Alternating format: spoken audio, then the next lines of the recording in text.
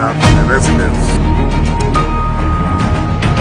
Local communities are not only vital to the growth of society, but they also form the bedrock of humanitarian development.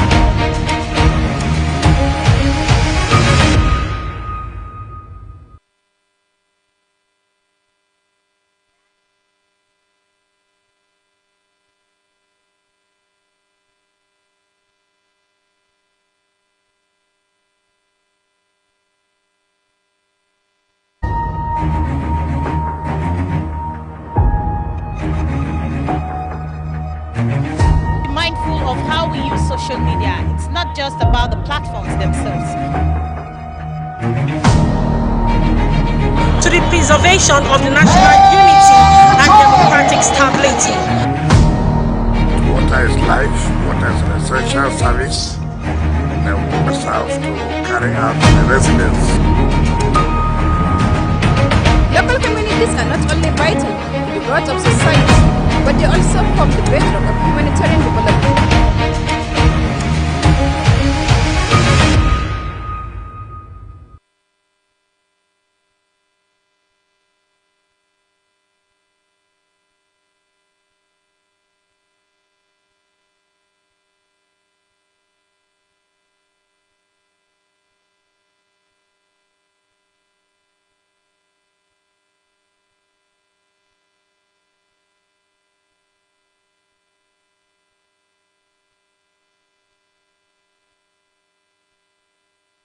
Hello and welcome to this edition of The Reporter. The Reporter is the news and current affairs program that goes beyond the headlines, bringing reporters from the field to give first-hand accounts and in-depth analysis of unfolding issues, correspondents' perspective, ensuring balanced, credible, and comprehensive storytelling. I am Anita Patrick, and we have loads of stories making the rounds, from security matters to climate to the foreign scene, and also telling you a bit about psychology, where we need to analyze all of that and have the reporter standing by to give us field analysis. We'll tell you all of this after this time out. Please stay with us.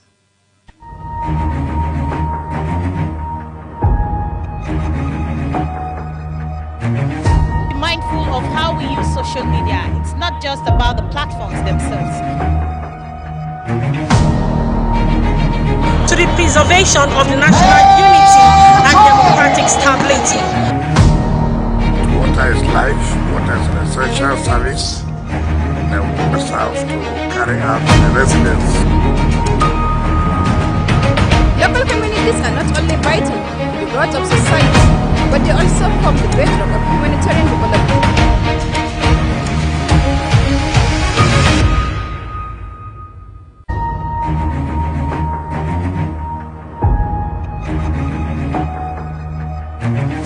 Mindful of how we use social media. It's not just about the platforms themselves. To the preservation of the national unity and democratic stability. Water is life, water is an essential service, and we must have to carry out the residents. Local communities are not only vital to the growth of society, but they also form the bedrock of humanitarian development.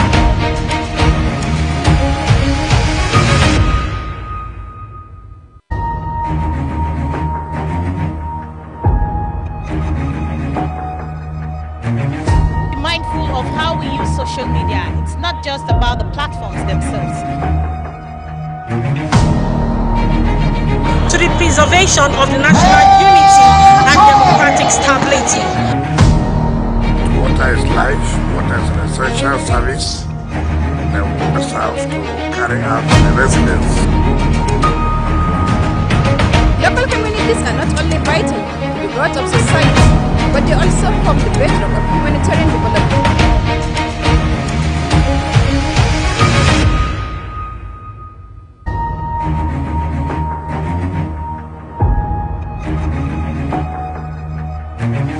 Mindful of how we use social media. It's not just about the platforms themselves. To the preservation of the national unity and democratic stability. Water is life, water is an essential service, and themselves to carry out the residence. Local communities are not only vital to the growth of society, but they also form the bedrock of humanitarian development.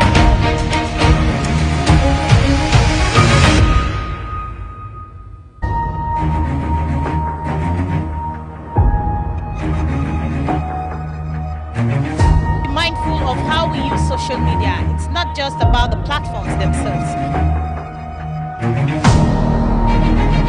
To the preservation of the national unity and democratic stability. Water is life, water is an essential service. Themselves to carry out the residence. Local communities are not only vital to the growth of society, but they also form the bedrock of humanitarian development.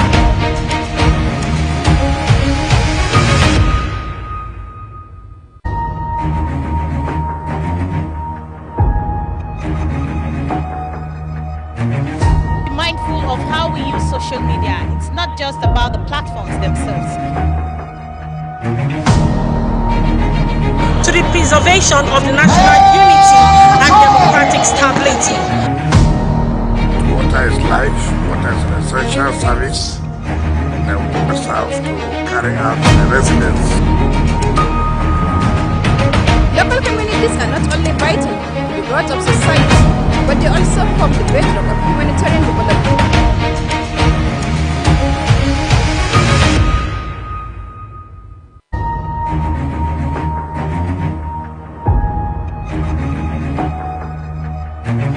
Be mindful of how we use social media. It's not just about the platforms themselves.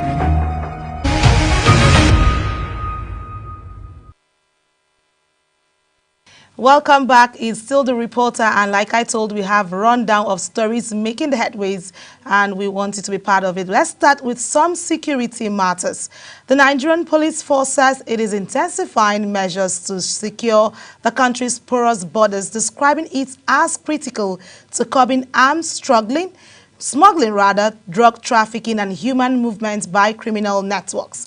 Inspector General of Police Kayode Egbetokun made this known at a strategic meeting with commanders of Border Patrol Base in Abuja. Kikelema Okere has the details.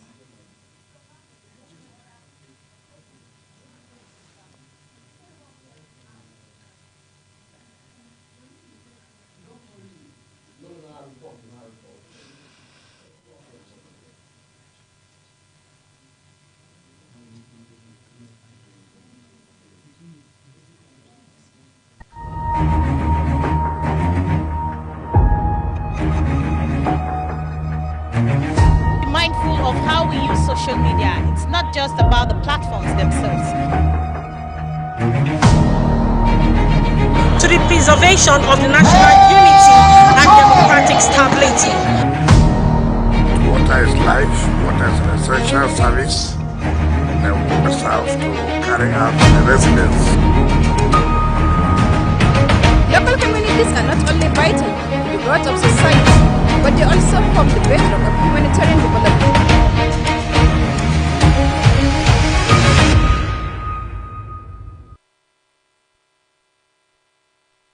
Border security remains one of the Nigerian biggest challenges, fueling internal crisis and cross-border crimes. The Inspector General of Police, Kayode Egbetokun, directed all commanders of Border Patrol Base to strengthen patrol and file detailed monthly reports on their activities. Egbetokun emphasized that strong border security is vital to national safety and regional stability, urging personnel to return to their duty posts with renewed commitment.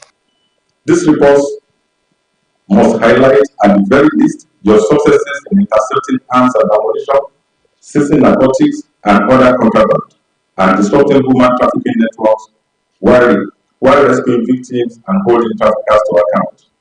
The police boss says the force is investing in surveillance system, drone technology and data analysis to improve border management, assuring that officers will be adequately equipped to meet the task. We will keep technology alive. We're already investing in surveillance systems, drone technologies, and all of data analytics, and others. So we continue to provide the modern tools that will improve the performance of our officers at their duty posts. It is believed that effective monitoring coupled with modern technology will help close long exploited loopholes. Kike Lomo Okere, Global Television News.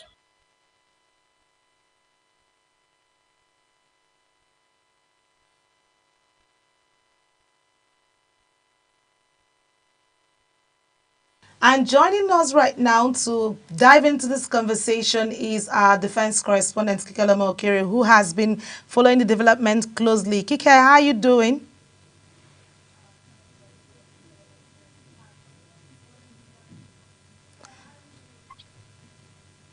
Kike, can you hear me? Yes, I can hear you. Okay, Kike, if you can hear me, let's quickly dive into this particular discussion there where we have that meeting. What new strategies is the Nigerian police force putting in place to ensure tighter border patrols against armed struggling, drug trafficking, and other cross-border crimes without meeting there where we watched over time?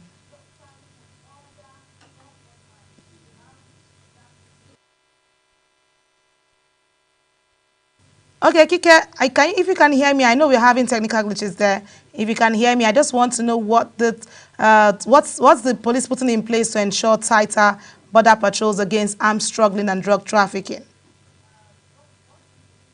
Hello, Anita, can you hear me? I can hear you now. It's far better.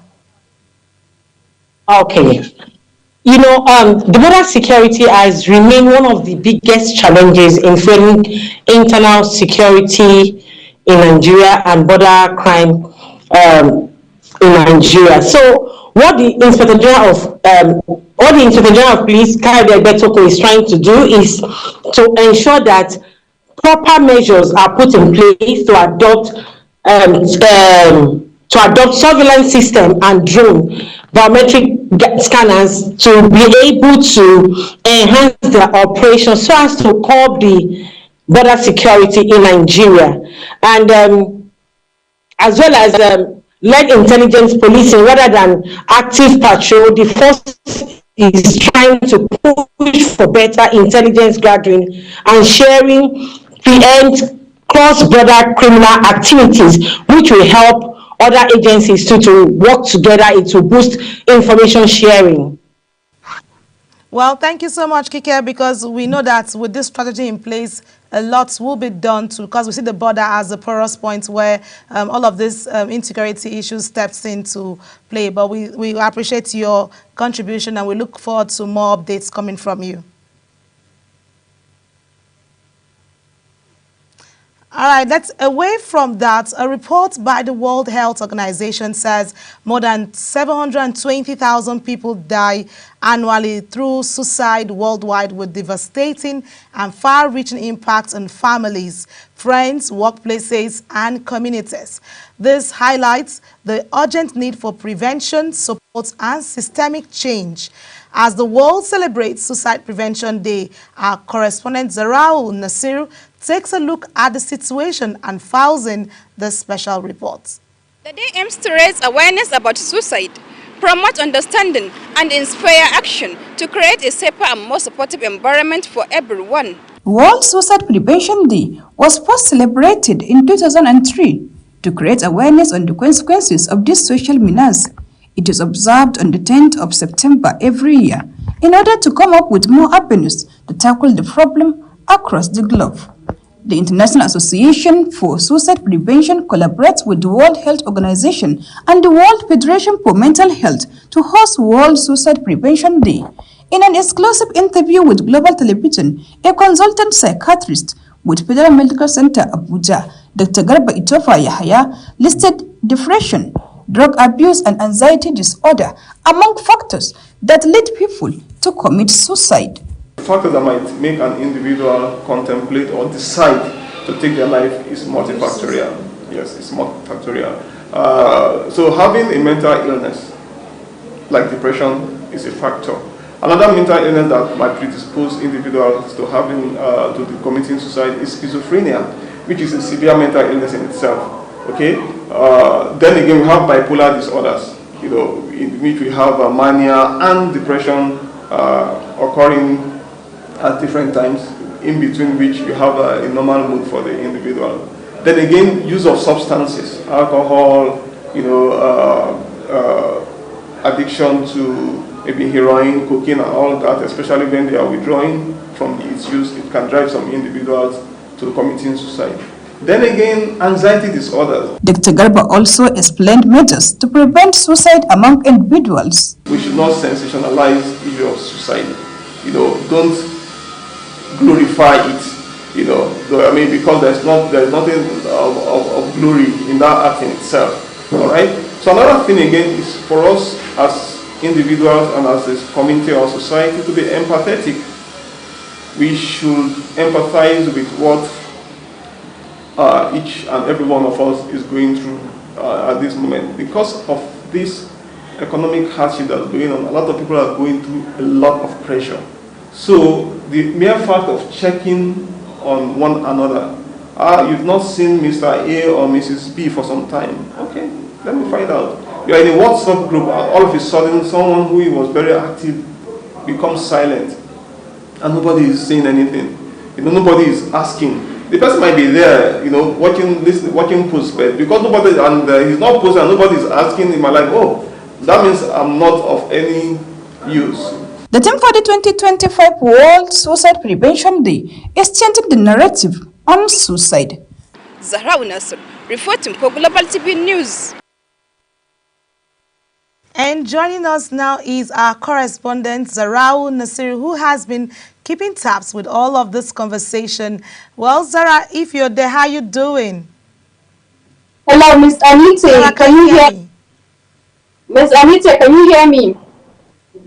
Hello, Miss Anita. It's good to have you on the report tab. Let's quickly get on the conversation. With more than 720,000 lives lost to suicide globally each year, what steps do you think communities and government should prioritize to strengthen prevention and support systems? Hello, Ms. Anita. Good evening once again. Yes, in a report released. Can you hear me, Ms. Anita? Yes, I can hear you. Please go ahead. Okay, yeah, in a report released by the World Health Organization, it says more than 720,000 people lost their lives globally each year as a result of suicide. So I think the step that communities and government should prioritize to strengthen prevention and support, well, number one, economic issues must be addressed by the government at all levels. And people must share their problems to their loved ones. As problem shared is considered problem solved. And there's this issue of the government should effectively regulate access to prescription drugs. Can you hear me?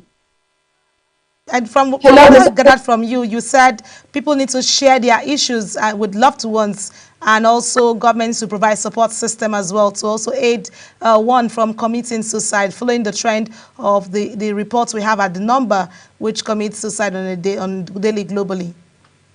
If I'm correct. Exactly. Okay, Yeah. well, we know suicide is one challenge we have across, and from what we have there and the conversation we had with that expert there, he said there are major ways to create more awareness so it doesn't become a systematic problem. Yeah, that is why I said, can you hear me? Yes, Zara, please go ahead. The government should effectively regulate access to prescription drugs, because when I'm during the time interviewing this consultant psychiatrist, he was able to tell me that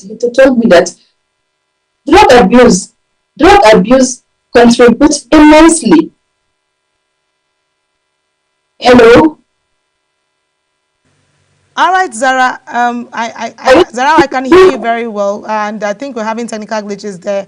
But thank you so much for that update there. I see that you've mentioned the issue of drug abuse and also drug becoming also one of the major causes that pushes one if they get depressed and can't share their issues with loved ones. Thank you so much, Zarau Nasir. We hope to have the conversation going with you as you keep up with that conversation. Thank you so much, Zarau. Thank you very much, too. Thank you. All right. So, and to the foreign scene, the United Nations High Commissioner for Human Rights, Volker Turk, has voiced alarm at escalating violence in Nepal, where young youth protesters set fire to parliament after a brutal police crackdown that left at least 19 dead. Speaking in a video statement, Turk made clear that dialogue is the best way and only way to address the concerns of the Nepalese people. Well, Uyi Agumofobe completes the story. The UN Rights Chief said citizens have the right to peacefully express their frustrations, noting that there are concerning reports of unnecessary and disproportionate use of force by the security forces. He made a plea for law enforcement to exercise substantial constraints. I'm appalled by the escalating violence in Nepal that has resulted in multiple deaths and the injury of hundreds of mostly young protesters, as well as the widespread destruction of property. I plead with security forces to exercise utmost restraint and to avoid further such bloodshed and harm. He equally condemned attacks on government buildings, business entities, and private buildings, describing such acts as disturbing. Violence is not the answer. Dialogue is the best and only way to address the concerns of the Nepalese people. It is important that the voices of young people are heard. Protesters have the right to express peacefully their political frustrations and grievances over corruption and a ban on social media platforms. Turk also said his office stands ready to support dialogue and trust-building measures that can help de-escalate tensions and restore confidence. Uyi Agumofobe, reporting for Global TV News. And joining us now is the Foreign Affairs correspondent Uyi Agumofobe, who has kept close tabs with all of these developments since this particular protest started. Clearly, Uyi, how are you doing? It's good to have you on the program, The Reporter. Uyi, can you hear me?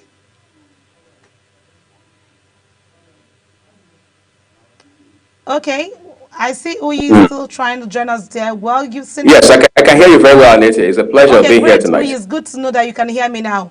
Well, with the new developments right now, because we've seen the trend with the protests happening there in Nepal, well, let's dive into this. With at least 19 people killed during the protests in Nepal, what role should international organizations like the UN play in addressing such crises following this heated protests so far?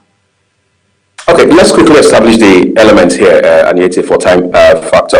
Obviously, you heard when Victor Turk was speaking a while ago. So whatever he said there can be taken to be him speaking the mind of the United Nations. I mean, that's to answer your question about what the international community is expected to do at this point in time. What has he established? First, he has condemned the fact that force was used in addressing this protest or in responding to these protesters. He condemned that and asked that thorough investigation should be carried out. As a matter of fact, he said thorough, fair, transparent investigation. He also condemns the fact that these protesters overstepped their bounds by burning down public buildings, attacking private businesses, and even private residences. Going forward, he has said that it is clear that young people have the right to express how they feel about how they are governed. In any case, they must also take responsibility for how they advance that conversation. As it stands today on the final note, we understand that calm has returned largely to Nepal. There's a transition of some kind happening in that country right now. However, there are lessons for countries across the world, including Nigeria, to learn from these developments. And that issue of protest even here in Nigeria, but let's look at, do you think dialogue alone is enough to resolve the deep-rooted grievances that lead to violent protests? Because that's what most times you see youth are agitated when they have deep-rooted grievances at the authorities. Again, that's why this lesson is very vital on ETA for countries, for governments across the world, regardless of what kind of system of government they're practicing or have adopted, to understand that we must get the quality of governance right. We must get it right at the grassroots. We must understand the fundamentals. We must understand that government is put in place to serve people, not a handful of individuals, not the elites. I think that's where this whole problem is coming from. Cycle back a little, you realize that the trigger fundamentally for this protest in Nepal was actually the ban of a plethora of social media platforms. That ban, we understand now, has been withdrawn. However, the repercussions that trailed that action by government are sort of the outcomes we are still dealing with in that country today. Much Oyi for always being spot on this conversations all the time. We look forward to more conversation and I expect to get more feedback from you. Well, it's been an amazing conversation. There you have it. Like I say, this is beyond the headlines. We go into detailed analysis where the reporters give you first-hand information on how all of this can be well informed and give you all the information you need to have. Well, this is where we call the the curtains on the program, The Reporter. We hope that you keep the conversation going on our social media platform. Thank you, our viewer, for always staying glued to your screen on the program, The Reporter. Don't forget, Global Television is on DSTV channel 365 and on Star Times 276. You can also follow us on all our social media platforms showing on your screen at Global TV NG. It's been amazing being with you. I remain Anita Patrick. Have a lovely day ahead of you.